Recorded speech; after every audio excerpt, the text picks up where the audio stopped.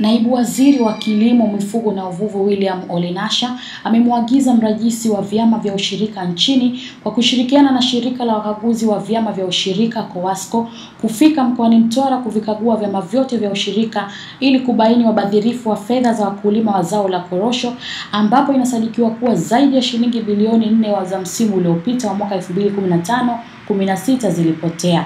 Mwandishi wa Mwananchi Digital Waika Kimaro ametuandalia taarifa ifuatayo. Kutokana na wizi huo wa zaidi ya shilingi bilioni 4 zilizokuwa malipo ya wakulima wa korosho mkoani Mtwara kwa msimu wa mwaka 2015-2016, Naibu Waziri wa Kilimo, Mifugo na Uvuvi William Olenasha ametembelea vyama vya ushirika vya Chungutwa na Nagaga wilayani Masasi na kupokelewa na mabango kama sehemu ya kufikisha kilio chao cha muda mrefu kwa serikali.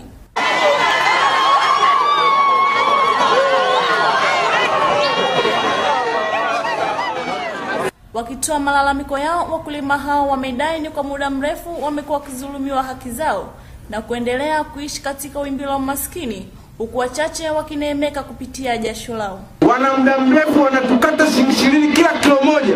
Tukiwauliza mjao mtuambie sisi kama wakulima faida shilingi 20 nini? Kwa sababu hawajaanzisha hata benki za wakulima. Hawajaanzisha hata benki za ushirika. Ili vyama vya ushirika baada ya kwenye benki za Sarabini NMB wakachukua mkopo kwenye benki. Hivi tunapopunjwa sisi hapunjwi baba, anapunjwa mama ambaye ndio mhudumu wa kila siku wa shamba. Hivi nani anaumizwa hapa kama si mama na watoto? Sasa kwa sababu wewe ni waziri mwenye mamlaka, tuambie kwamba sasa hao wakulima hawa watafanyaje? Maana leo tunazungumzia Nagaga mko siwali kusimamia. Lakini kwa mfano mimi ninaoroza hapa vyama kwenye eneo langu vyote vina matatizo. Hata hivyo, kutokana na malalamiko hayo, Naibu Waziri anatoa agizo. Maafisa ushirika wao ndio chanzo kikubwa cha uozo huu.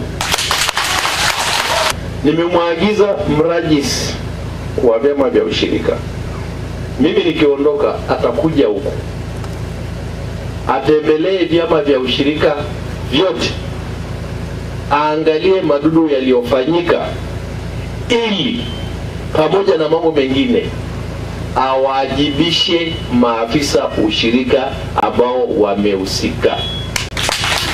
Wanachama kukatwa au kupunjwa shilingi milioni 42. Niwaelezeni tu, hiyo ni sehemu ndogo ya ubadhirifu mkubwa uliofanyika katika msimu uliopita wa korosho, ambayo inaaminika shilingi bilioni 4 za wanachama zimepotea.